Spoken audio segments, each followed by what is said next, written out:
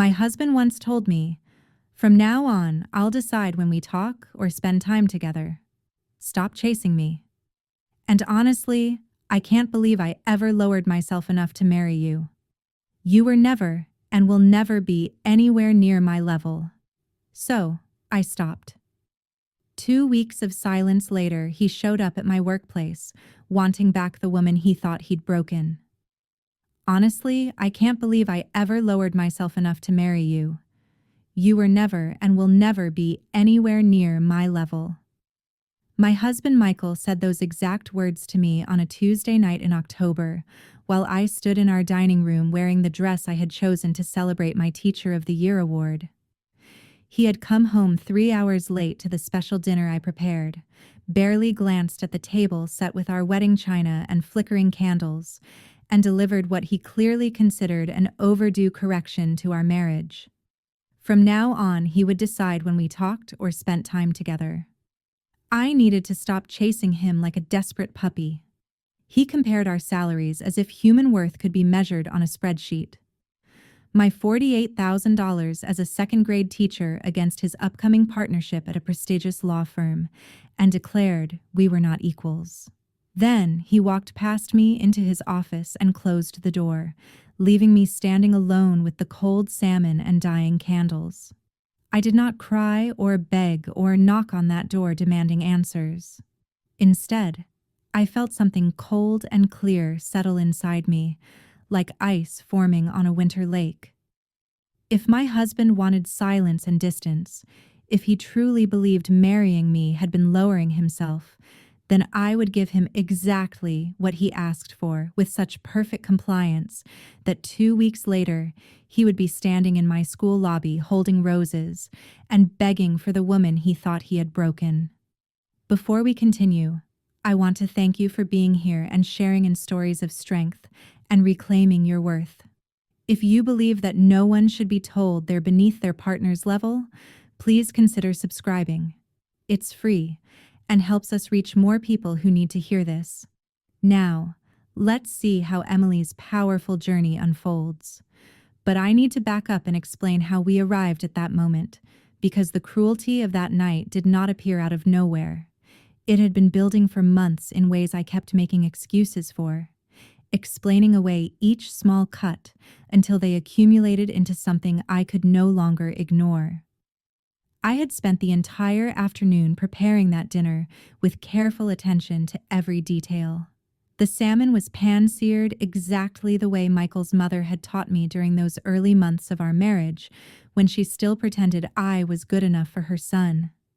The asparagus was roasted with just the right amount of olive oil and sea salt. I had driven to 3 different stores to find the specific Cabernet he preferred, the kind that cost $40 a bottle and represented a significant portion of my weekly grocery budget. I set out the wedding china we kept in the cabinet for special occasions, pieces we had received as gifts 3 years earlier from relatives who believed they were investing in a lasting marriage. The candles were the expensive kind that burned cleanly without smoking, arranged in the crystal holders we had registered for, but rarely used. This dinner was supposed to mean something. After 6 years of teaching second grade, pouring my heart into helping 7-year-olds learn to read and write and think critically about the world around them, I had been selected as Teacher of the Year for my school. The recognition came with a small bonus that I had already mentally allocated toward the student loans I was still paying off. The loans I had taken out to support us through Michael's final year of law school when money was tight, and I worked 2 jobs to keep us afloat. More than the money, the award represented validation that the work I did mattered, that the long hours and emotional investment and genuine care I brought to my classroom had been noticed and appreciated. I wanted to share that moment with my husband. I wanted Michael to look at me the way he used to during our first year together, when he would introduce me at firm events with his hand on the small of my back and tell his colleagues I was the best thing that had ever happened to him. I wanted him to be proud of me, the way I had been proud of him when he passed the bar exam, when he won his first major case, When the managing partner started talking about him as partnership material, despite his relative youth, 6:30 came and went with no word from Michael beyond a text at 5 saying he would be home by 6:30. I checked my phone repeatedly, watching the minutes accumulate into hours. 7 hours passed, then 8. The salmon was staying warm in the oven but losing its perfect texture. The asparagus was growing soft. The candles had burned down an inch.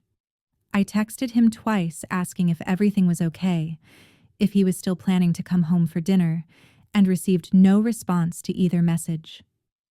By 9 I had moved from worried to resigned. This was not the first time Michael had been hours late without explanation or apology. Over the past 6 months, it had become a pattern I kept making excuses for. He was under tremendous pressure at work.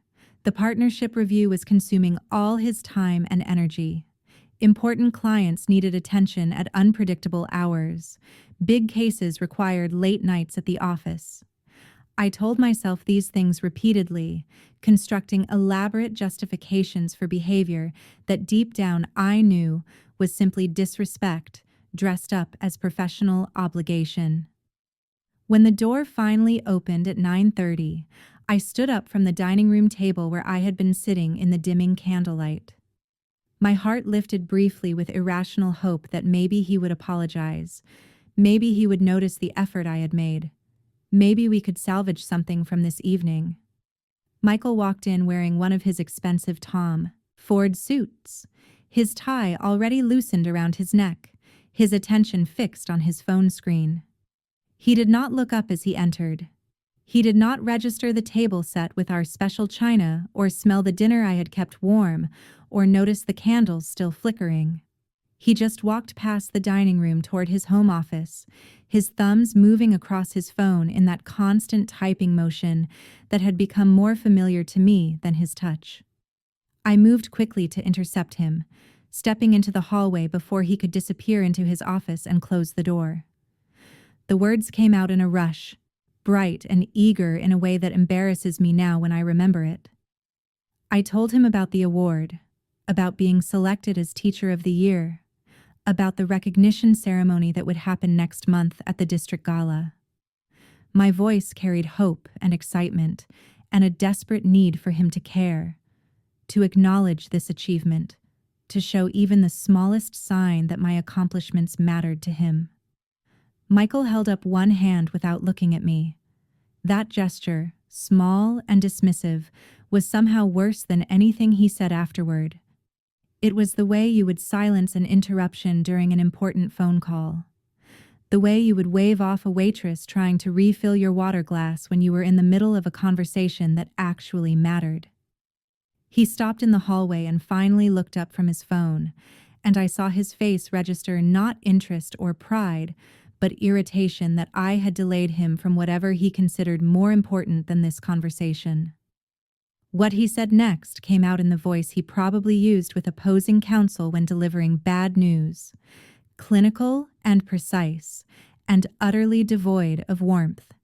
He told me we needed to establish some new ground rules for our marriage.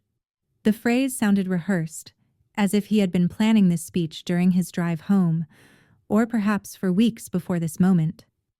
From now on, he would decide when we talked or spent time together. I needed to stop chasing him around like a desperate puppy, begging for scraps of attention. It was exhausting, he said, and frankly, beneath both of us. He paused there, and I watched him loosen his tie with one hand while the other still held his phone. He had not stopped looking at his screen even while telling me this, as if he could not spare his full attention, even for the task of restructuring our marriage. Then came the part that would replay in my mind during every sleepless night that followed, the words that would define everything that came after. He said he could not believe he had ever lowered himself enough to marry me, that I was never and would never be anywhere near his level. He laid it out with the precision of a lawyer presenting evidence. I was a second-grade teacher making $48,000 a year. He was about to make partner at one of the most prestigious law firms in the state with a salary that would be triple mine at minimum. We were not equals, he said, and he was tired of pretending we were. The comparison was delivered as fact rather than opinion, as if my worth as a human being could be accurately calculated by comparing our annual incomes and finding me catastrophically insufficient. Then he walked past me into his office and closed the door. The sound of that door clicking shut echoed through our home with terrible finality. I stood there in the hallway between the dining room and his office, unable to move, my mind struggling to process what had just happened. Behind that closed door, I could hear the faint sound of his voice on a phone call, probably with a colleague or client, conducting business that mattered more than the wife he had just demolished. I walked slowly back to the dining room and looked at everything I had prepared, the salmon on our wedding china now cold and congealing, the asparagus that had lost its perfect texture, the expensive wine sitting opened on the table, the candles burning lower in their crystal holders. Everything looked different now, transformed by his words from a celebration into evidence of my foolish hope and fundamental inadequacy. This was what happened when someone who made $48,000 a year tried to pretend she deserved recognition or celebration or basic respect from someone about to make partner at a prestigious firm. I did not cry that night. That fact surprised me later when I had time to think about it, because tears would have been the natural response to having your husband tell you that marrying you was an act of lowering himself. But instead of grief or heartbreak, I felt something else arriving uninvited. It was cold and clear and merciless, like water freezing into ice or steel being forged in a fire. The man I had married, the man whose last name I carried, the man I had supported through law school by working 2 jobs and taking out loans and sacrificing my own financial security, had just told me I would never be good enough, that my worth could be calculated on a spreadsheet comparing salaries and status, that our marriage was an act of charity on his part, rather than a partnership between equals. I stood in that dining room staring at the closed office door, and I made a decision. If Michael wanted silence, if he wanted to decide when we communicated, if he truly believed I was so far beneath him that our marriage represented him lowering himself, then I would give him exactly what he asked for. I would honor his request with such perfect compliance that he would eventually realize the catastrophic error he had made. I would respect his boundaries so thoroughly that he would come to understand what his life actually looked like without the invisible support system I had been providing for 3 years. I moved through the dining room like someone performing a familiar ritual for the last time. I cleared the table and wrapped the uneaten salmon in foil, placing it in the refrigerator where it would sit untouched until I threw it away days later. I blew out the candles and watched the thin streams of smoke rise toward the ceiling. I put away the wedding china piece by piece, wondering if we would ever use it again. And already knowing the answer, I picked up the bottle of expensive Cabernet and poured it down the kitchen sink, watching the dark liquid swirl away, $40 disappearing down the drain as a fitting symbol for the evening and perhaps for our entire marriage. Then I walked upstairs to the guest room and closed that door, creating my own boundary in response to his. Sleep did not come that night, but planning did. I lay in the unfamiliar bed, staring at the ceiling, and I began to think through what came next with surprising clarity. Despite the shock still reverberating through my system, Michael had just handed me something valuable without realizing it. He had given me permission to stop trying, permission to stop walking on eggshells, permission to stop being the only person in our marriage who seemed to care whether it survived. He had declared the rules of engagement, and I would follow those rules with such perfect obedience that he would eventually understand what he had lost. The next morning, I woke before dawn and moved through our home with new purpose. I went to the kitchen and made coffee, but only 1 cup. I prepared breakfast, but only enough for 1 person. When Michael emerged from our bedroom around 7, still adjusting his cufflinks and checking his phone, he stopped in the kitchen doorway and looked confused. The confusion was brief but visible. For 3 years, I had made his breakfast every morning without fail. His egg white omelet with precisely chopped vegetables, his whole wheat toast, his coffee prepared exactly how he liked it, with 1 sugar and a splash of cream. The routine had been so consistent that he had stopped thinking about it, had come to expect it, the way you expect electricity to work when you flip a switch. I sat at the kitchen table with my coffee and my own simple breakfast, and I looked at him calmly. I told him I assumed he would prefer to handle his own meals going forward since he was so capable, and I was apparently so far beneath his standards that my service was no longer required. The words came out politely with no trace of anger or sarcasm, and that seemed to confuse him even more than the absence of breakfast. Michael opened his mouth as if to say something, then seemed to think better of it. He grabbed his briefcase from the counter where I would normally have placed it along with his dry cleaning receipt and a reminder about whatever he had asked me to handle that day. None of those things were there now. He stood for a moment looking around the kitchen as if searching for something he could not quite identify, then headed toward the door. I watched him leave without offering the kiss goodbye that had once been automatic, without reminding him about his afternoon meeting or asking what time he would be home for dinner. The door closed behind him, and I sat alone in the kitchen with my coffee, feeling the silence settle around me. That silence no longer felt uncomfortable or tense. Instead, it felt full of possibility. It felt like freedom. That first day of my strategic withdrawal turned out to be harder than I had anticipated, though not for the reasons I expected. I did not miss Michael. I did not feel lonely or sad or regretful about the decision I had made to give him exactly the silence he demanded. What proved difficult was breaking 3 years of carefully constructed habits that had become as automatic as breathing. My body had learned to operate a certain way, and now I was asking it to unlearn everything. I sat at my desk during morning recess while my second graders played outside under the supervision of the playground monitor. My phone lay on the desk beside my lesson planner, and I caught my hand reaching for it without conscious thought. My thumb moved toward the screen to open my messages, muscle memory preparing to type out the usual text, asking Michael how his morning was going or whether he needed me to pick up anything on my way home. I stopped myself just before touching the screen and pulled my hand back as if the phone had suddenly become hot.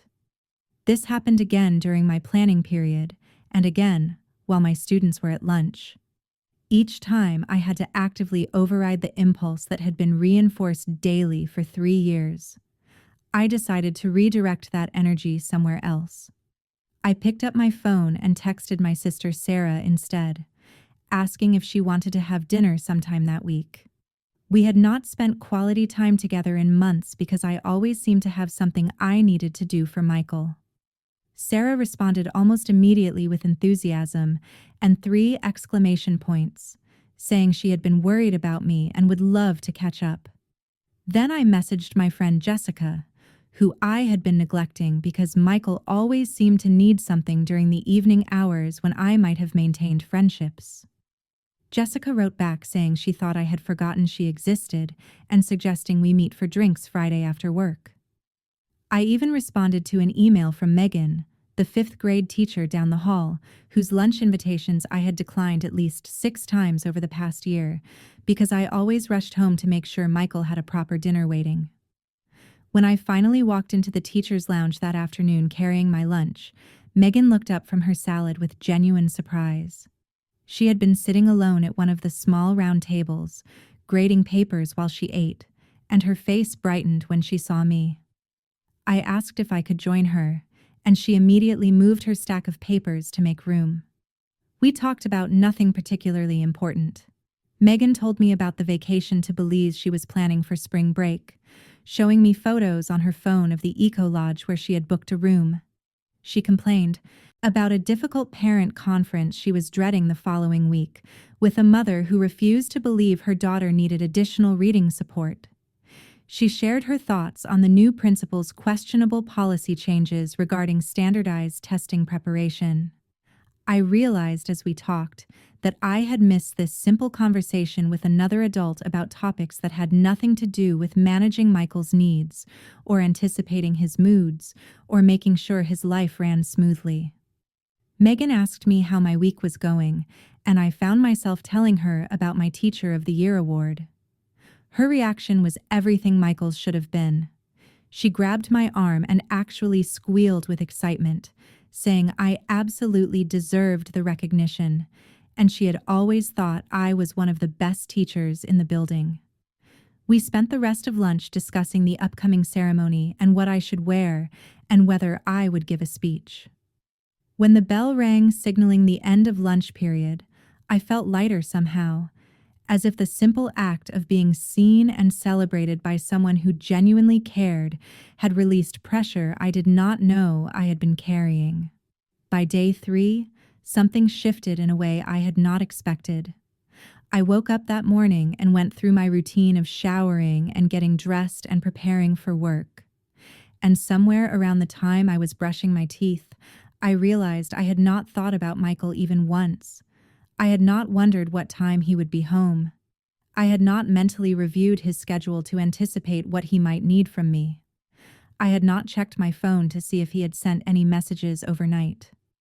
The realization stopped me mid-motion with my toothbrush still in my mouth. For the first time in 3 years, Michael was not the background program constantly running in my mind. At school that day, I taught my second graders about the water cycle with genuine focus and enthusiasm. We did an experiment with ice cubes and warm water to demonstrate evaporation and condensation. And I found myself fully present in the moment rather than mentally planning what to cook for dinner or worrying about whether I had forgotten something Michael needed. During recess, I helped settle a dispute between 2 boys fighting over who got to use the basketball court. And I handled it with patience and humor instead of the distracted efficiency I had been operating with for months. I planned the following week's lessons without once checking my phone to see if Michael had texted. The mental space that had been consumed by managing his requirements was suddenly available for other things. I felt physically lighter, as if I had been carrying a heavy backpack for so long that I had forgotten what it felt like to walk without that weight pressing down on my shoulders. During my lunch break with Megan, I actually tasted my food instead of eating mechanically, while part of my brain was already planning dinner. I noticed the flavor of the apple slices I had packed, the texture of the sandwich bread, the cold sweetness of the iced tea I had brought from home. Megan noticed the change before I fully recognized it myself. She tilted her head while watching me and said I seemed different somehow. Lighter was the word she used. She asked if something good had happened, and I told her I was just making some life adjustments. She did not push for details, but she smiled at me with the knowing expression of someone who understood that sometimes the best changes come from finally letting go of things that were weighing you down. The transformation accelerated with each passing day after that, gathering momentum like a stone rolling downhill. I started going to the gym before school, something I had abandoned during my marriage because Michael used to complain that I was never home in the mornings. The complaint had never made sense because he left for work before 6 and would not have noticed my absence anyway. But I had stopped going because the criticism made me feel guilty. Now, I reclaimed that morning routine. I drove to the gym at 5:30 and spent 45 minutes on the treadmill and weight machines, and I arrived at school feeling energized rather than drained. I reconnected with old friends I had let drift away over the past 3 years. Jessica and I met for drinks on Friday evening at a wine bar downtown, and we talked for 3 hours without me once checking my phone to see if Michael needed anything. My college friend Olivia invited me to a weekend brunch, and I accepted without the automatic calculation of whether Michael might want me around that day.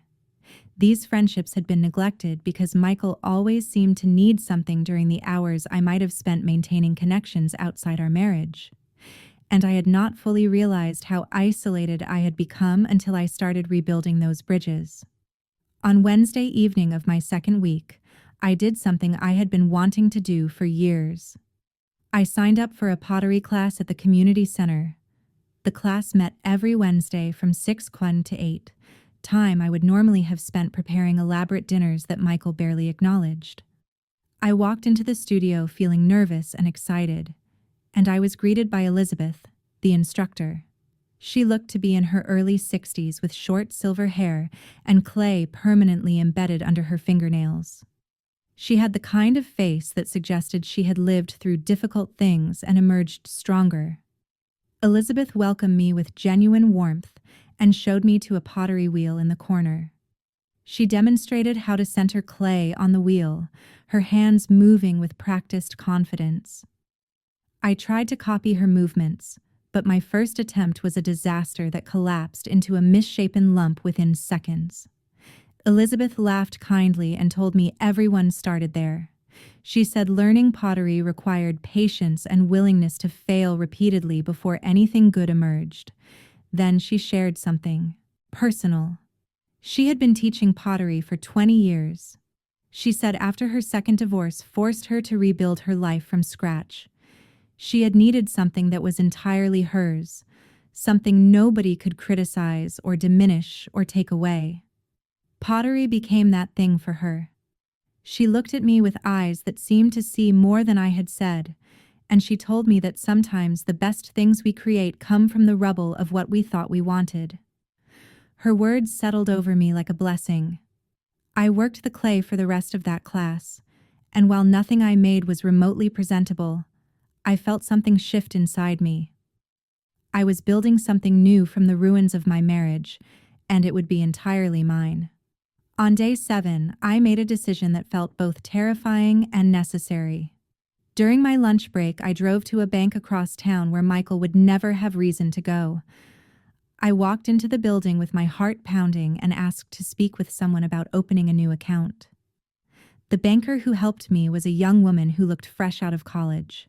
She walked me through the paperwork with professional efficiency, never asking why I wanted an account separate from any joint finances. I opened a checking account in only my name and authorized the bank to set up automatic transfers from my paycheck, small amounts that Michael would never notice missing, building a financial safety net that existed entirely outside his knowledge or control. That same week, I scheduled a consultation with a divorce attorney. I found Susan Thompson through an online search for lawyers specializing in high-asset divorces, where one spouse had significantly higher income. Her office was downtown in a high-rise building that smelled like expensive leather and quiet power. Susan listened to my story with the focused intensity of a predator calculating exactly how much my husband was going to pay for his arrogance. She took notes in precise handwriting and asked detailed questions. She wanted to know about our finances, about the student loans I had taken out to support us through Michael's law school years, about the 2 jobs I had worked while he studied for the bar exam. Susan told me that in our state, his upcoming partnership and the significant salary increase that came with it would be considered marital property subject to division, especially since I had financially supported his education and early career. When she smiled at this information, it was not a kind smile. It was the smile of someone who knew exactly how to make Michael regret every cruel word he had said to me. I left her office with a plan and a timeline, and for the first time since that terrible Tuesday night, I felt something like hope. The changes in Michael became visible around day 10, subtle at first, but accumulating into something I could no longer ignore, even if I had wanted to. I started noticing things during those brief moments when our paths crossed in the house we still, technically shared. He would emerge from the bedroom in the morning looking disoriented, moving through the kitchen with the confused energy of someone navigating unfamiliar territory.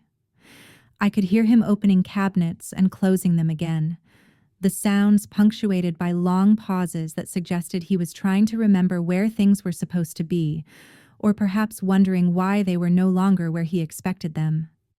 His favorite coffee mug sat unused in the cabinet. For 3 years, that mug had been waiting for him every morning, filled with coffee prepared exactly how he liked it. 1 sugar and a splash of cream. The temperature still hot, but not scalding. Now it gathered dust while I used my own mug and made only enough coffee for myself. I would stand at the counter preparing my breakfast and watch him in my peripheral vision as he opened the cabinet, saw the empty mug, and closed the cabinet again without taking it out. He never asked me to make his coffee. He never even mentioned the absence of this routine we had maintained for so long. But I could see the confusion in his posture, the way he stood there for a few extra seconds, as if waiting for something to materialize that no longer would. The dry cleaning situation provided another source of visible bewilderment. Every Thursday for 3 years, I had picked up his dress shirts and suits from the cleaner on my way home from school. The timing worked perfectly because the cleaner was between my school and our house, and Michael always had evening meetings or court appearances that required freshly pressed clothing. Now, his dress shirts hung in the cleaner's storage area with yellow tickets attached, unclaimed, because I no longer considered his wardrobe maintenance part of my responsibilities. On Thursday evening of the second week, I heard him on the phone with the dry cleaner asking about his order. His voice carrying irritation mixed with confusion about why his clothes had not been picked up as usual. The kitchen told its own story of deterioration. The groceries I used to purchase and organize according to his preferences were gone, replaced by items I wanted to eat without any regard for his tastes. I bought the snacks I liked, the breakfast foods that were easy to prepare for one person, the ingredients for simple meals I could make quickly after work. Michael would open the refrigerator and stand there staring at the contents as if the items inside were written in a language he could not read. He was looking for the prepared meals I used to have waiting, the ingredients for his favorite dishes, the specific brand of yogurt he preferred. None of it was there anymore. I would walk past him during these moments of confusion without offering help or asking if he needed anything. I maintained the pleasant but distant demeanor you might use with a housemate you barely knew rather than a husband you had shared a bed with for 3 years. When our paths crossed in the hallway, I smiled politely and continued to wherever I was going. When we were both in the kitchen at the same time, I prepared my food and ate it without engaging in conversation beyond basic pleasantries about the weather or reminding him that trash day was Thursday. One evening near the end of that second week, Michael actually broke the silence I had been maintaining so carefully. I was sitting in the living room reading a thriller I had picked up at the library, a story about a woman who systematically destroyed her abusive ex-husband's life through careful planning and patient execution. Michael came out of his office around 8 p.m. and stood in the doorway watching me for a moment before speaking. His voice, when he finally asked if everything was okay, carried a hint of uncertainty I had never heard before. It was tentative, almost vulnerable, completely unlike the confident attorney voice he used for everything else. I looked up from my book and smiled at him with the same pleasant distance I had been maintaining since that terrible Tuesday night. I told him everything was fine. I was just respecting his boundaries and giving him the space he had requested. I reminded him that he had said he would decide when we talked or spent time together. So, I was simply waiting for him to decide. The logic was perfect and airtight. How could he possibly complain that I was giving him exactly what he had demanded? He stood there for a moment longer as if trying to find a flaw in my reasoning. His mouth opened slightly as if to say something, then closed again. Finally, he just nodded and went back into his office. I returned to my book and felt a small surge of satisfaction. The trap I had set was working exactly as intended. Day 12 brought a new development that told me my strategy was having the desired effect. My phone rang during lunch period while I was sitting in the teacher's lounge with Megan and two other teachers. We were discussing an upcoming field trip to the Science Museum, debating whether we should arrange for a guided tour or let the students explore on their own with worksheets. When Michael's name appeared on my screen, I glanced at it briefly and declined the call without interrupting the conversation. I went back to my sandwich and continued talking about the field trip logistics as if nothing had happened. Megan caught my eye and raised her eyebrows slightly, but she did not say anything. She knew enough about my situation to understand what that declined call represented, and the look she gave me was one of approval rather than concern. After lunch, as we walked back to our classrooms, she squeezed my arm and told me I was doing great. She did not elaborate, and she did not need to. That evening, my phone rang again while I was at pottery class. My hands were covered in wet clay, working on a bowl that was actually starting to look like something Elizabeth might not be embarrassed to display. I glanced at the screen and saw Michael's name. Without breaking my concentration on the clay, I returned my attention to the wheel and kept working. Elizabeth noticed the phone call and my decision to ignore it. She gave me an approving nod, the kind of acknowledgement that passes between women who understand what it takes to ignore a ringing phone when you have spent years jumping to answer every call, dropping everything to accommodate someone else's needs. Over the next 2 days, Michael called 6 more times. I answered none of them.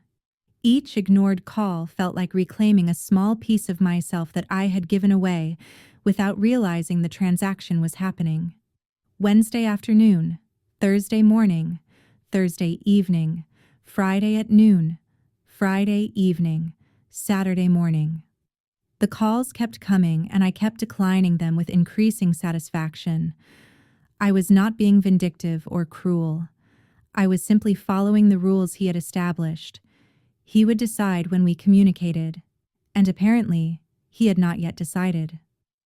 On day 14, the calls stopped, and the text messages began. The first one arrived during my planning period at school.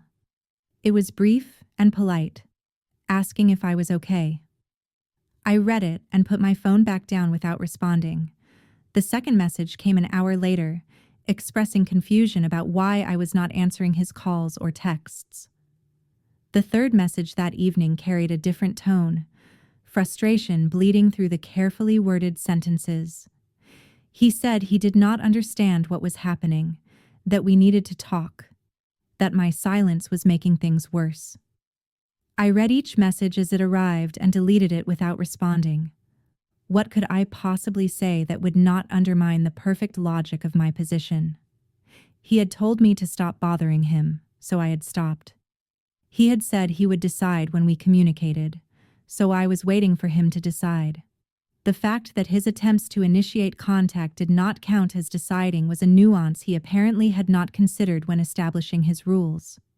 By the end of the second week, the physical evidence of Michael's deterioration became impossible to ignore. He had stopped eating regular meals, something I could deduce from the takeout containers accumulating in the kitchen trash. Chinese food cartons, pizza boxes, fast food bags. The man who used to insist on proper home-cooked dinners every night was apparently living on whatever he could order for delivery. His dress shirts were fitting looser around his collar and shoulders, visible evidence that he was losing weight from stress and irregular eating. The dark circles under his eyes told their own story. He was not sleeping well, probably lying awake at night, wondering how his perfectly planned life had suddenly spiraled out of his control. I knew he was up at odd hours because I could hear him pacing in his office at 3 hours in the morning, the floorboards creaking under his restless movement. Sometimes I would hear the sound of his voice talking on the phone at hours when no reasonable business call would be taking place. His carefully maintained appearance, always so important to him as he cultivated the image of a successful attorney destined for partnership, was showing cracks. I noticed a coffee stain on his tie one morning. A small imperfection he never would have tolerated when I was managing the details of his life. His hair looked uncombed more often than not. His jaw frequently showed stubble that suggested he had skipped shaving. His expensive shoes had lost their polish. The man who had told me I would never be on his level was discovering what his level actually looked like without the invisible support system I had been providing for 3 years. Every small detail I had managed, every task I had handled without being asked, every convenience I had arranged to make his life run smoothly, had disappeared. And watching him struggle with the basic maintenance of his own existence brought me a satisfaction I had not anticipated feeling. What Michael did not know, what he could not have predicted because he had always underestimated me, was that I had been documenting everything while he was falling apart trying to manage his own life. I was building an airtight case for why our marriage had failed and who bore responsibility for that failure. I kept a detailed journal recording every dismissive comment, every time he prioritized his career over our relationship, every instance of casual cruelty. The journal sat in my car where he would never find it, pages filling with evidence written in my own hand. I had copies of our financial records downloaded onto a thumb drive that Susan had told me to keep somewhere safe. The records showed clearly how much of my income had gone toward supporting his advancement, while my own student loans remained largely unpaid. I had screenshots of text messages where he canceled plans with one-line excuses. I had emails where he dismissed my concerns as unimportant compared to his work obligations. I even had a recording from our last attempted marriage counseling session, the one he had refused to attend, where the therapist noted his absence in her official records. Susan had reviewed all of it with the thoroughness of an attorney preparing for war rather than a simple divorce. She assured me it demonstrated a clear pattern of behavior that would play very well in court, especially given that his partnership was about to make him significantly wealthier. The revenge I was building was not hot and impulsive. It was cold and methodical, constructed with the same careful attention I gave to everything else I did well. Day 15 arrived as a Friday afternoon, filled with the usual end-of-week energy that elementary schools carry. My second graders had been dismissed for the day, and I was in my classroom organizing books for the following week when Mrs. Johnson's voice crackled over the intercom. She asked me to come to the main office, and the request carried an unusual quality that made my pulse quicken. There was something in her tone that suggested this was not routine. My mind immediately jumped to worst-case scenarios as I walked down the hallway. Had something happened to my parents? Was my sister Sarah okay? The corridors were lined with colorful student artwork celebrating autumn themes. Construction paper leaves and pumpkins that normally brought me joy, but now seemed to blur past as I walked faster. I passed the library where the afternoon story time was underway. Children sitting cross-legged on the carpet listening to Mrs. Reynolds read. I passed the gymnasium where I could hear the rhythmic thump of a kickball game in progress, the sounds echoing off the high ceiling. When I reached the main office, I looked through the glass windows before entering and felt my breath catch in my throat. Michael stood in the school lobby wearing one of his expensive Tom Ford suits, the charcoal gray one he saved for important client meetings. In his hands, he held an enormous bouquet of roses that must have included at least 36 stems wrapped in cellophane with an elaborate bow. He looked completely out of place among the elementary school chaos that surrounded him. Children were being picked up by parents, creating the usual controlled disorder of backpacks being collected, permission slips being signed, and conversations happening at multiple volume levels. Michael stood in the middle of this organized mess, looking lost and desperate. Mrs. Johnson sat behind the reception desk, and when she caught my eye, her expression communicated volumes without words. There was sympathy there, certainly, but also curiosity about what exactly was unfolding in her lobby and what I intended to do about it. I saw other staff members trying not to stare too obviously while absolutely watching this scene develop. My colleague Katie from the third grade classroom was pretending to check her mailbox, but had clearly stopped moving. Mark, the physical education teacher, had paused in the hallway just outside the office with a stack of equipment in his arms. I took a deep breath and felt something settle over me. It was not anger exactly, though anger was certainly part of the mixture. It was more like clarity combined with purpose. I straightened my shoulders in a gesture that felt like putting on armor, and I walked into the lobby with calm confidence. Michael's face, when he saw me, transformed immediately. Relief flooded his features, followed quickly by desperate hope. He took a step toward me, and I noticed that his carefully maintained appearance showed signs of strain. His suit was immaculate as always, but his face looked haggard.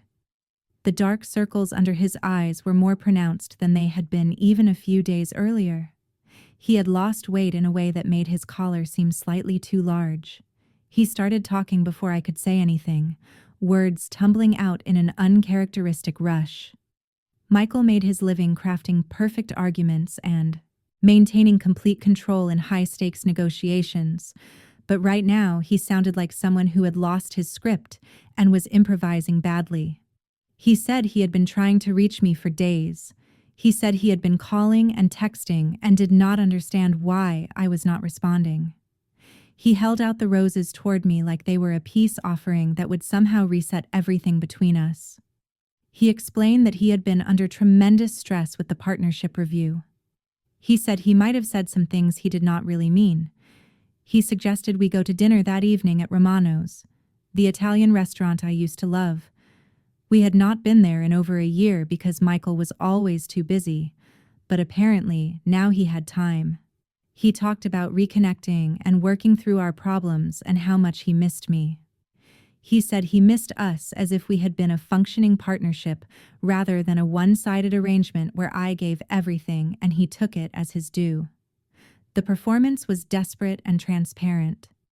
I could see the calculation behind his words, the attorney's mind trying to find the right combination of phrases that would compel me to respond the way he wanted. But I also saw something else. I saw genuine confusion about why his usual tactics were not working. Michael was accustomed to winning arguments through logic and persistence. He expected that showing up with expensive flowers and the right words would solve this problem the way he solved every other problem in his life. I stood there looking at him, while the lobby around us grew progressively quieter. Several teachers had stopped what they were doing entirely and were now watching with open fascination. Mrs. Johnson had abandoned all pretense of working and was staring at the drama unfolding in her lobby with her reading glasses pushed up on her head. A group of 5 or 6 students waiting for late pickups had gone silent, sensing with the intuitive awareness children have that something important was happening, even if they could not understand exactly what. When I finally spoke, my voice carried clearly through the lobby. I was surprised by how calm I sounded, how steady. I told Michael that he had established very clear ground rules for our marriage 2 weeks ago. He had said he would decide when we talked or spent time together. He had told me to stop chasing him. What was happening right now was not him deciding we should talk. This was him deciding he wanted to talk, which was entirely different. I explained that he wanted me to be available on demand, to come running the moment he experienced even mild discomfort from the consequences of his own choices. I told him that was not how this worked anymore. My voice remained calm and measured, but every word was deliberate. I was not being emotional or vindictive. I was simply following the logical conclusion of the rules he had established.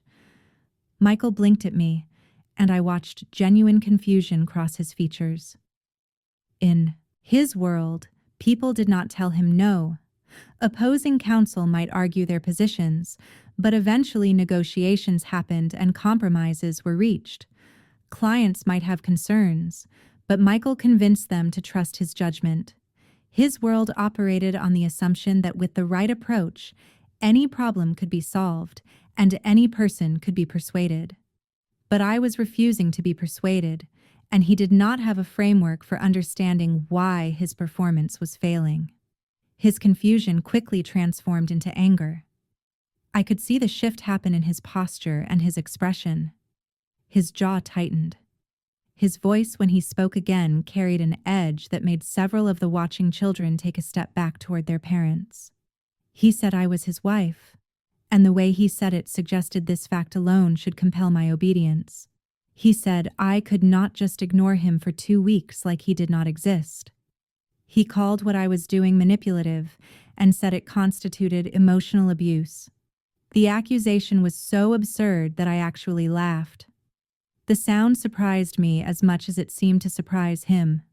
It was not a bitter laugh or a cruel one. It was genuine amusement at the complete lack of self-awareness he was displaying.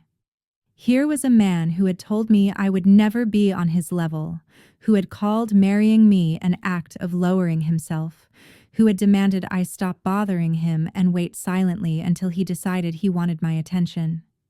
And now he was standing in my workplace accusing me of emotional abuse because I had given him exactly what he demanded. I told him I was following his instructions perfectly. He had requested that I stop chasing him, so I stopped. He had established that he would determine when we communicated, so I was waiting for him to determine that. He had told me I would never be on his level and that he had lowered himself by marrying me. So I was respecting his superior judgment by maintaining appropriate distance. The logic was airtight, and I delivered it with the same calm precision he had used when restructuring our marriage 2 weeks earlier. Several teachers were now watching openly without any pretense of doing anything else. Katie had given up checking her mailbox entirely and was standing with her arms crossed, watching like this was a riveting television drama. Mark had set down his equipment and was leaning against the wall. I saw my principal, Dr. Thompson, emerge from her office. Her expression suggested she was prepared to intervene if this situation escalated to something requiring administrative action. But I also noticed something else in her eyes.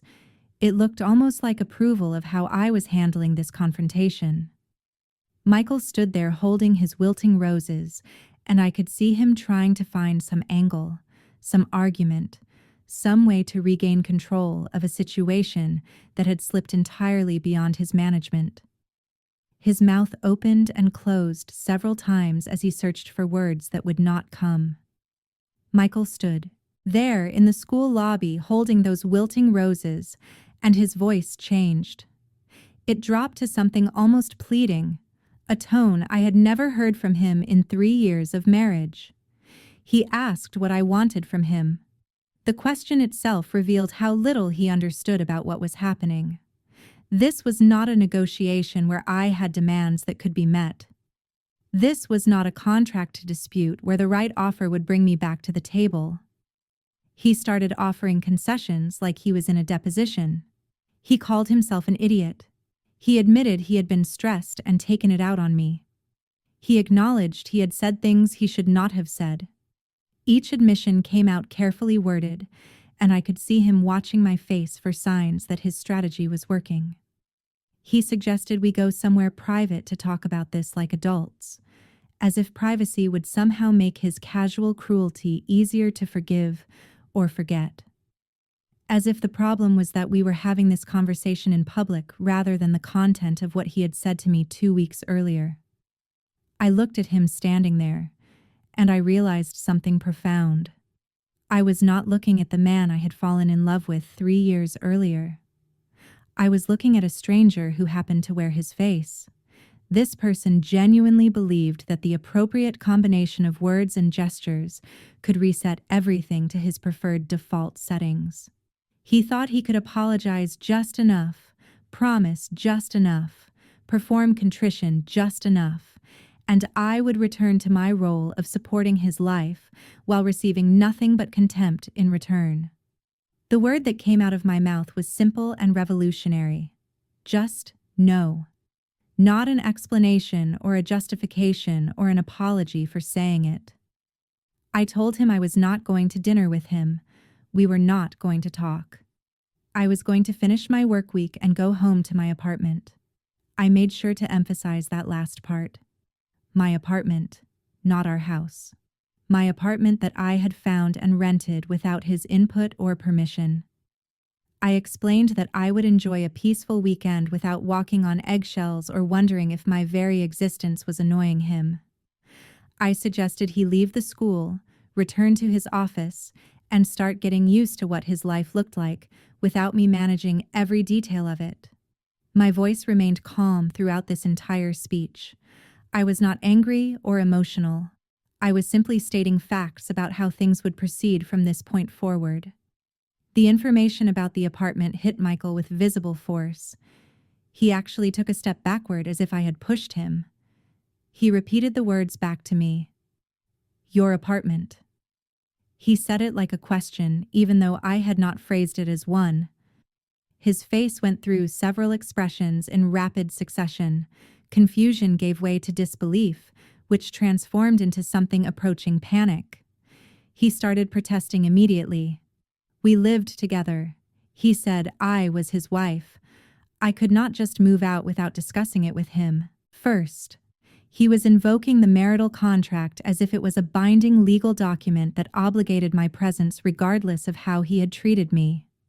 His legalistic mind, so accustomed to controlling situations through contractual language and procedural authority, could not comprehend that some things exist outside the realm of negotiation and compliance.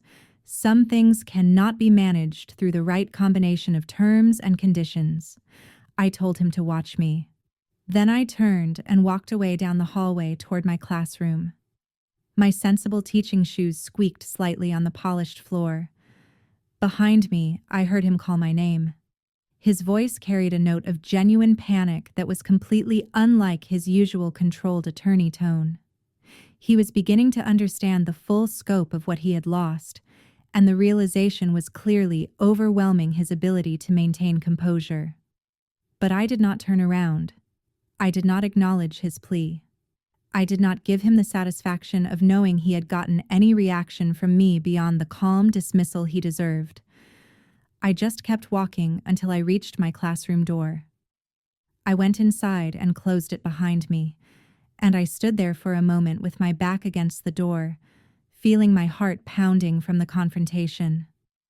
The classroom was empty now. All my students had been picked up for the weekend. The space felt peaceful in a way that our house had not felt peaceful in months. The walls were covered with inspirational posters about perseverance and treating others with respect. I had been teaching my students these concepts every day while failing to apply them to my own life and demand them from my own husband. Student artwork hung on strings across the ceiling. Colorful drawings celebrating their dreams and hopes and the beautiful simplicity of childhood imagination. Construction paper self-portraits with written descriptions of what they wanted to be when they grew up. A firefighter, a veterinarian, a teacher like Mrs. Mitchell. That last one always made me emotional when I read it. My Teacher of the Year award sat on my desk where I had placed it 2 weeks earlier after the district ceremony I had attended alone. Michael had been too busy to come, he said, though I suspected the truth was that he simply did not care enough to rearrange his schedule. The plaque was modest but meaningful. It represented recognition that the work I did mattered, that the hours I invested in helping children learn and grow had been noticed and valued. I sat down at my desk and took several deep breaths. The adrenaline from the confrontation was beginning to fade, replaced by something steadier and more sustainable. It felt like peace, or at least, the beginning of peace. The first tentative notes of a song I was learning to sing after years of silence. I had real responsibilities here in this classroom, real work that created actual value in the world. 22 second graders depended on me to teach them how to read and write and think critically. They depended on me to help them navigate conflicts with friends and understand concepts that challenge them. They depended on me to model what kindness and respect looked like in practice. And I was good at this work. I was genuinely good at it in ways that had nothing to do with salary or status or any of the metrics Michael had used to measure my worth. My life was finally gloriously mine again, and it felt incredible. That weekend, I met with Susan in her downtown office. She had asked me to come in on Saturday morning to finalize our strategy. Her office building was mostly empty on weekends, our footsteps echoing in the marble lobby as I made my way to the elevators. Susan was already at her desk when I arrived, surrounded by folders and legal documents, a cup of coffee steaming beside her keyboard. She laid out the timeline for what came next with the precision of a general planning a military campaign. By Monday morning, divorce papers would be delivered to Michael's law office. Susan had specifically selected the process server for this task, a man who specialized in maximizing the public nature of such deliveries. Michael's colleagues would witness him receiving divorce papers at work, creating exactly the kind of visible disruption that law firms found distasteful. By Tuesday, I would change my phone number. Susan had already arranged for a new number through a carrier account that Michael could not access or trace. I would block Michael on every social media platform, severing the digital connections that still theoretically existed between us. By Wednesday, I would meet with a realtor Susan recommended to discuss selling our house, the one I had made into a home while Michael had merely used as a place to sleep and work and ignore me. By Friday, I would sign the lease on the one-bedroom apartment downtown. The place in the renovated historic building with exposed brick walls and large windows that let in beautiful natural light. The space would be entirely mine with no memories of Michael contaminating it. I could decorate however I wanted. I could eat dinner at whatever time suited me. I could exist without constantly monitoring someone else's moods and needs. Susan reviewed the financial documentation I had gathered over the past 2 weeks. She examined the bank statements showing how much of my income had gone towards supporting Michael's advancement. She studied the student loan documents, proving I had taken on significant debt to cover our living expenses while he attended law school. She reviewed the employment records showing I had worked 2 jobs during his final year of law school and his bar exam preparation. She smiled when she finished reviewing everything, and it was not a kind smile. It was the smile of an attorney who knew exactly how to make an opponent pay for their arrogance. She told me that Michael's impending partnership, which he had used as justification for treating me like hired help, beneath his status, would actually work in my favor during asset division. Since I had supported him through law school in the early years of his career, when he was earning nothing, I was entitled to a significant portion of his increased earning potential. Susan estimated I would walk away with enough money to pay off my student loans completely and have a substantial financial cushion for whatever came next. The satisfaction I felt hearing this had nothing to do with the money itself. It was about justice. It was about Michael finally paying a price for the way he had treated me. Monday morning arrived with unseasonable warmth for early November, the kind of day that feels like a gift before winter settles in and makes you forget what mild weather feels like. I went through my teaching day with a focus I had not experienced in months. My second graders worked through a math lesson about addition and subtraction, and I found myself appreciating the metaphor, adding what you needed to your life, subtracting what no longer served you. The concepts felt applicable beyond mathematics. At 11:30, my phone buzzed with a text from Susan. The message contained only one word: delivered. I excused myself from the classroom for a moment, stepping into the hallway where I could take a breath without 22 small humans watching my reaction. The divorce papers had been served to Michael at his office. Susan had arranged for the process server to arrive during mid-morning when the office would be at its busiest. Maximum witness count, she had explained during our Saturday meeting. Michael would open that envelope in front of his colleagues and the managing partners who were deciding his future at the firm. I imagined his face when he saw the legal documents formally ending our marriage. The careful corporate composure he worked so hard to maintain would crack in front of the people whose opinions he valued most. The thought brought me satisfaction that had nothing to do with cruelty and everything to do with justice. He had humiliated me in private. Now he would experience a fraction of that humiliation in the professional setting he cared about more than anything else. That afternoon during my lunch break, I drove to the phone store. The clerk who helped me was efficient and professional, transferring my contacts and data to a new SIM card without asking why I needed a new number. I watched the process happen and felt something significant shifting. This new number represented a clean technological break from my old life. Michael would no longer be able to call or text me. He would try my old number and find it disconnected. One more piece of evidence that I was serious about ending this marriage. Back at school, I used my planning period to systematically block Michael on every social media platform where we were connected. Instagram first, then Facebook, then Twitter, and LinkedIn. We had maintained the digital fiction of a happy marriage on these platforms, posting photos from vacations we had taken years ago, sharing anniversary messages that suggested we were still functioning as a couple. I erased him from my social media presence as thoroughly as I intended to erase him from my actual life. Tuesday morning brought a complication I had not anticipated. I was walking my students to the pickup area at the end of the school day when I saw Olivia standing near the entrance. Michael's sister looked upset and disheveled in a way that was unusual for her. Olivia always presented herself with careful polish, but today her hair was slightly messy and her makeup showed signs of having been applied hastily. She approached me once I had finished helping my students find their parents. She pulled me aside to a quieter area near the school's main office. Her voice carried confusion and distress when she asked what was happening.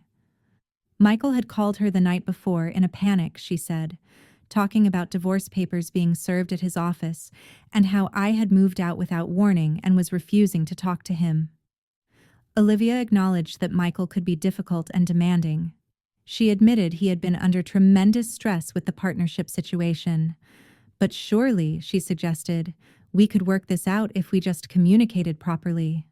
She used the phrase throwing away 3 years of marriage as if those 3 years represented some kind of investment I should protect, regardless of how those years had actually felt to live through.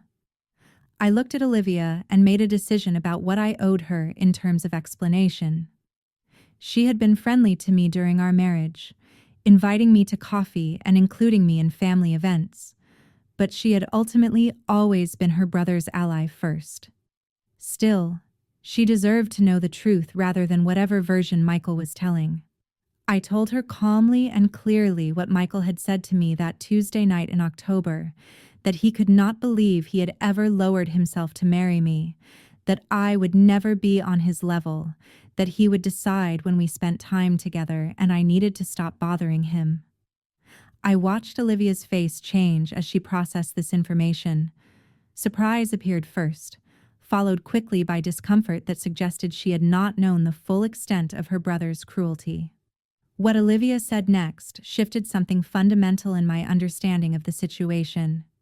She looked uncomfortable, glancing around as if checking whether anyone was close enough to overhear. Then she told me something I had not known. Michael had been telling their family for months that our marriage was basically over. He had said he made a mistake marrying someone who was not ambitious enough to keep up with his career trajectory. He was staying with me out of obligation. He had told them, but planned to end things after he made partner because the optics would be better. Olivia had been arguing with him about this. She said she had told him he was being terrible and that I had been nothing but supportive. But Michael had dismissed her concerns the same way he had dismissed mine. She looked genuinely regretful when she shared this information.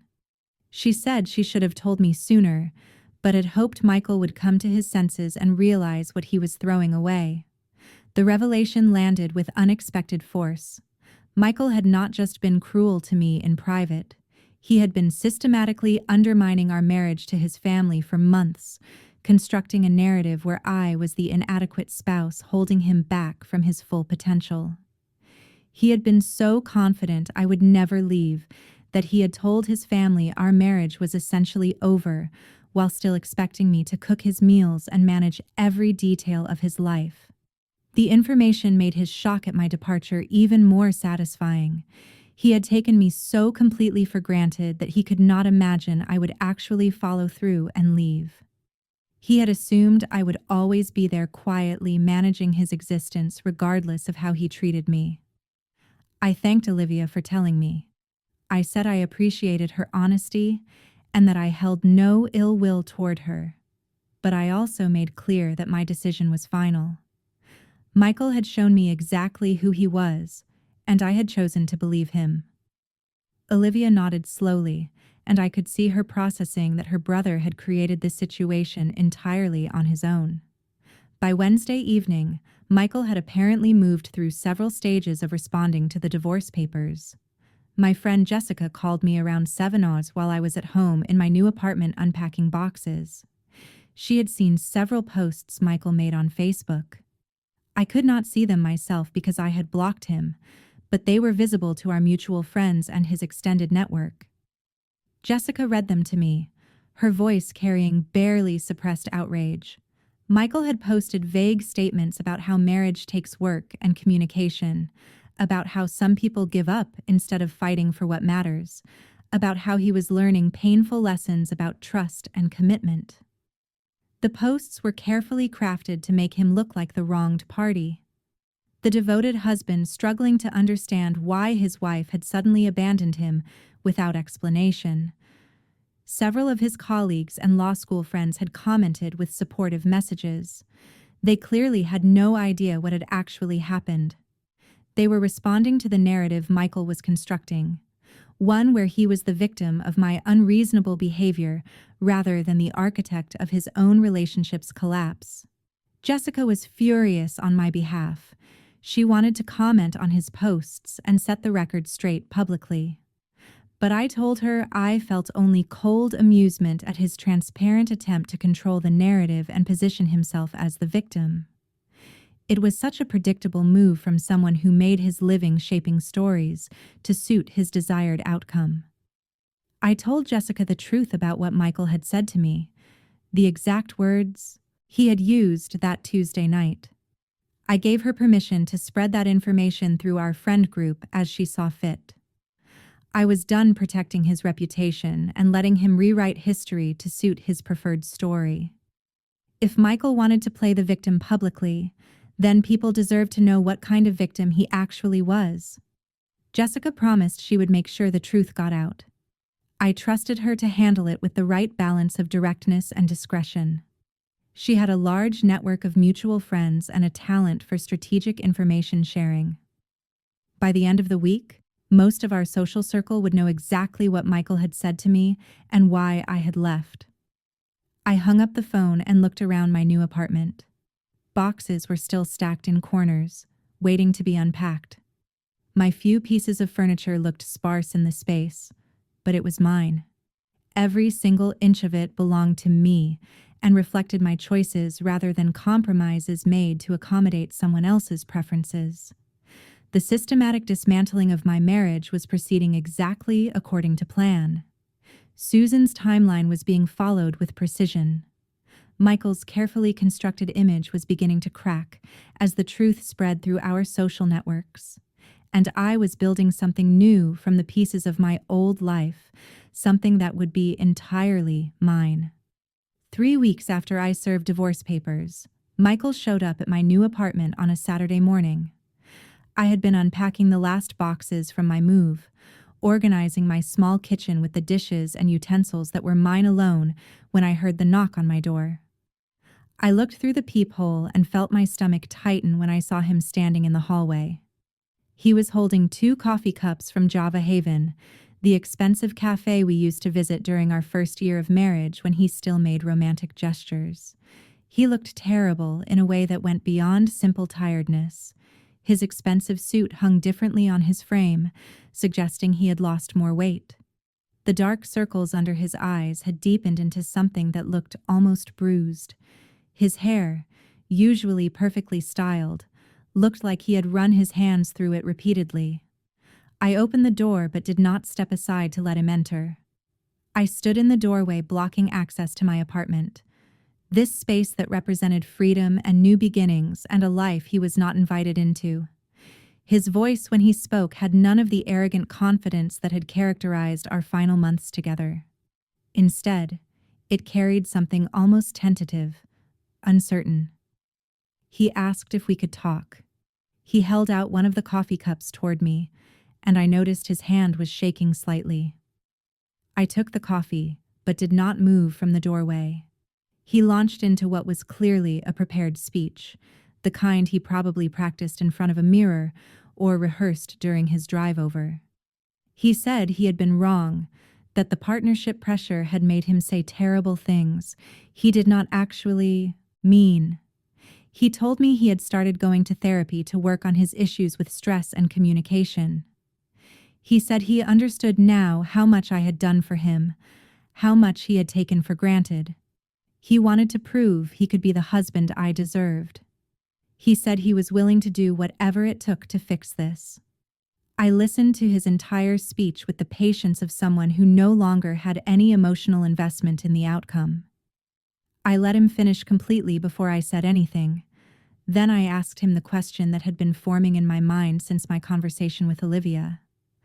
I asked if he was trying to reconcile because he actually wanted to be married to me, or because his managing partners had suggested that going through a messy divorce right before his partnership decision might reflect poorly on his judgment and stability.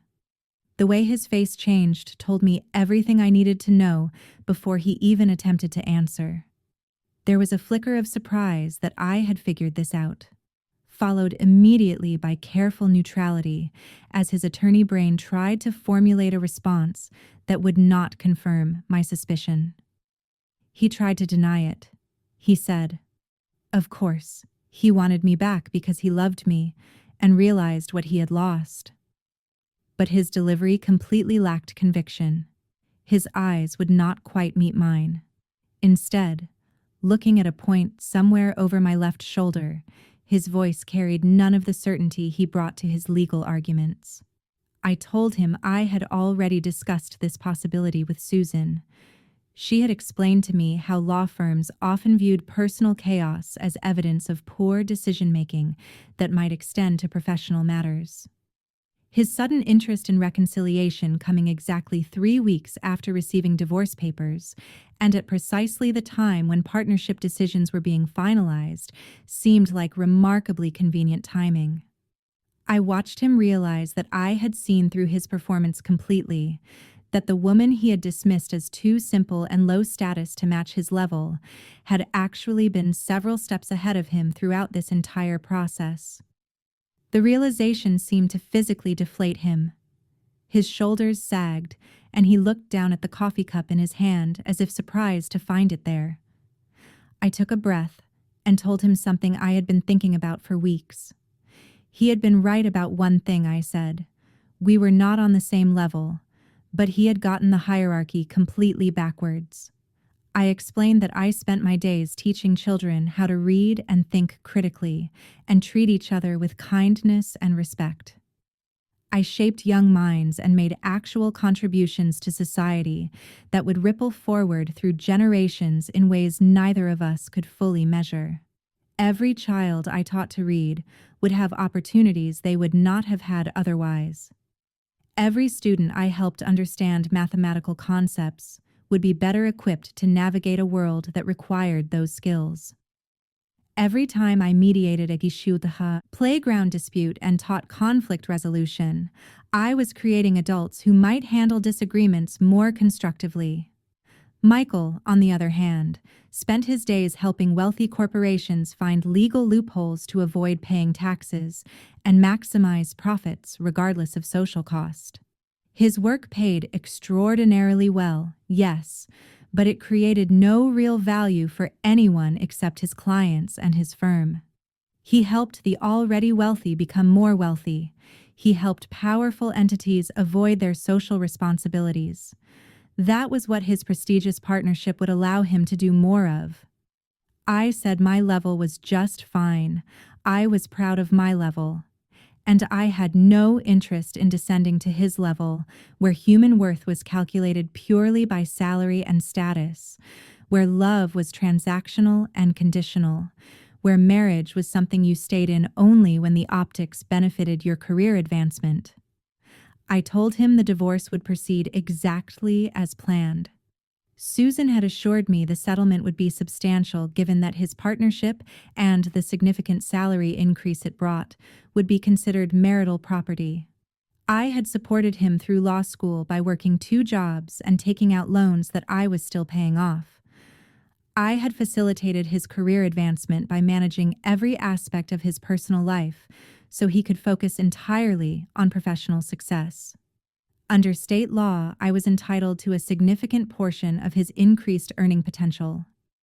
I explained that I would be walking away with enough money to pay off my student loans completely and start fresh with a substantial financial cushion.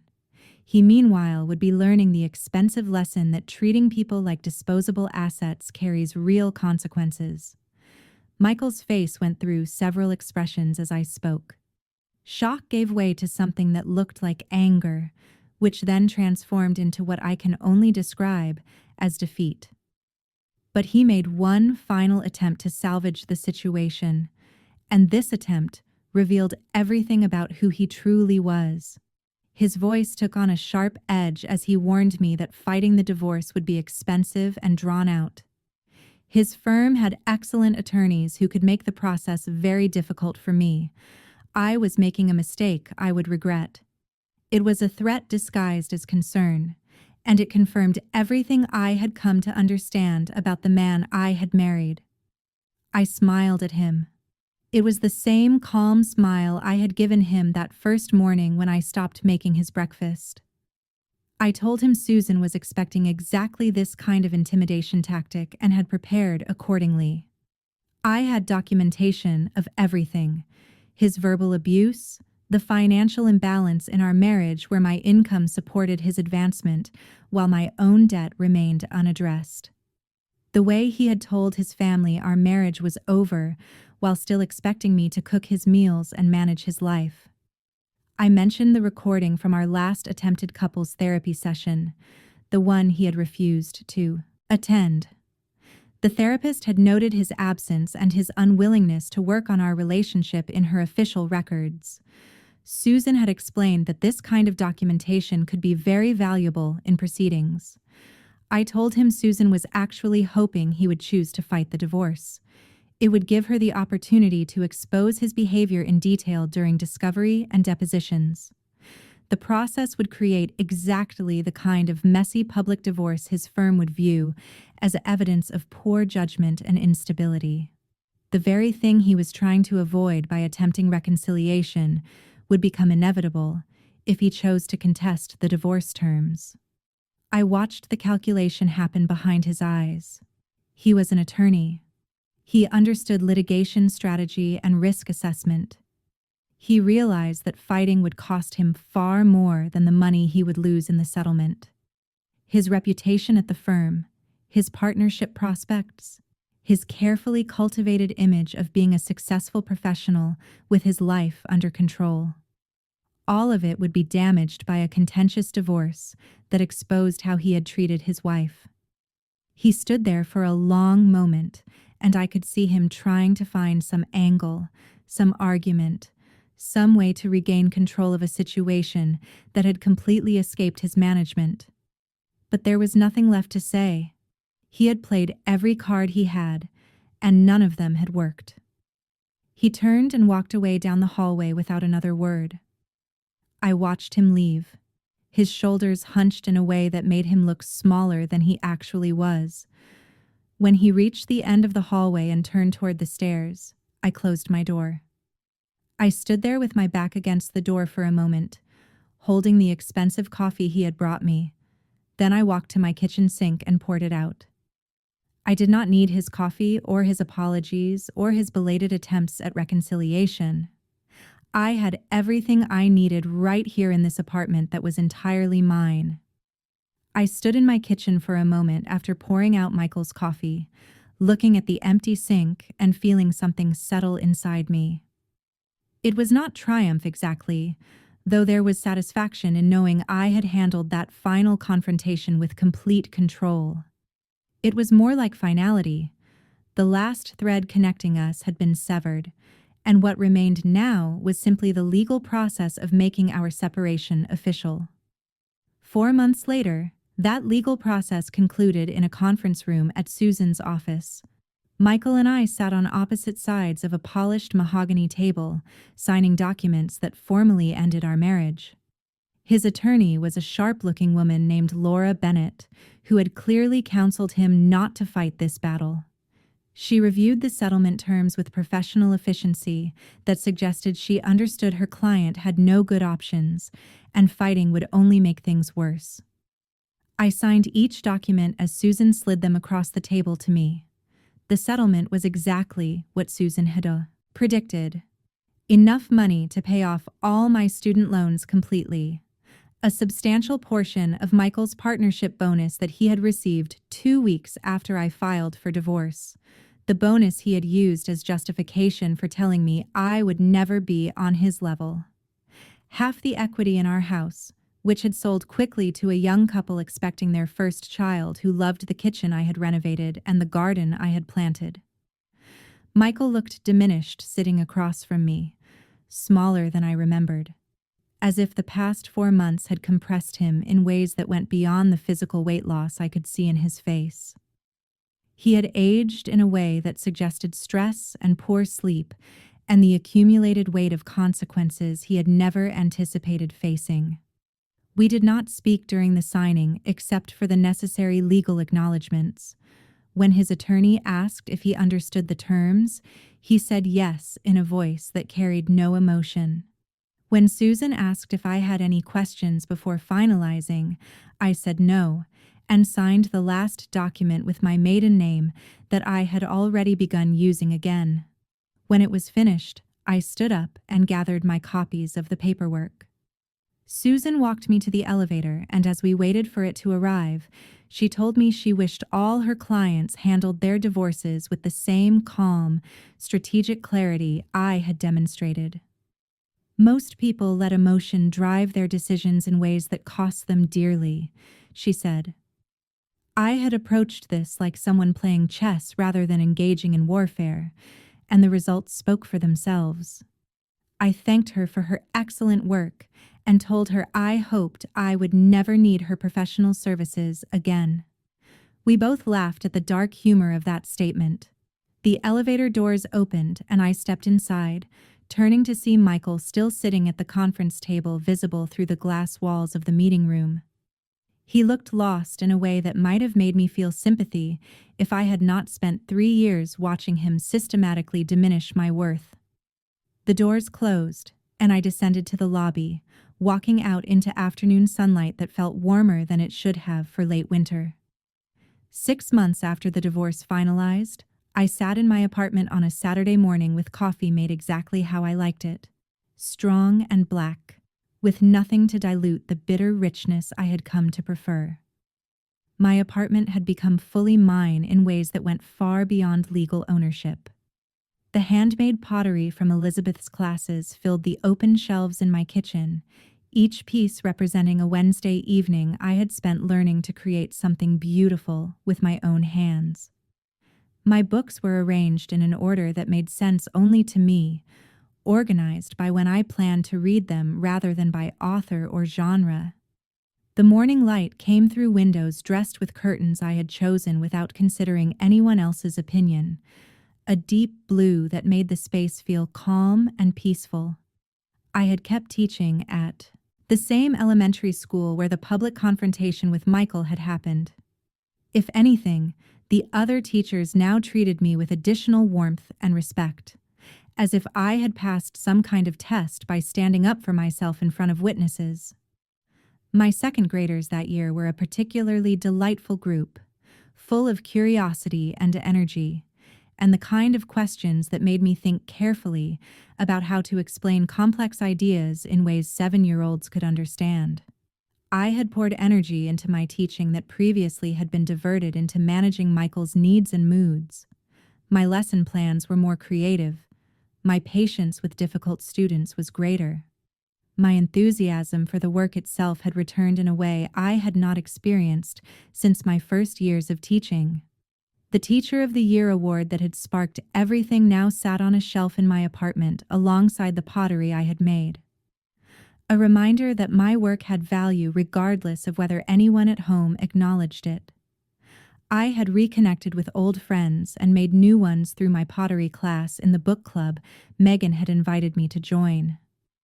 My social life existed entirely on my terms now, built around people who added value to my life rather than draining energy from it.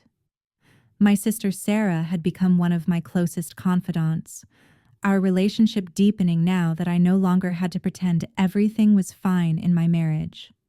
We talked on the phone several times a week and met for brunch every Sunday. Conversations that ranged from serious discussions about our parents aging to silly debates about reality television shows we both watched.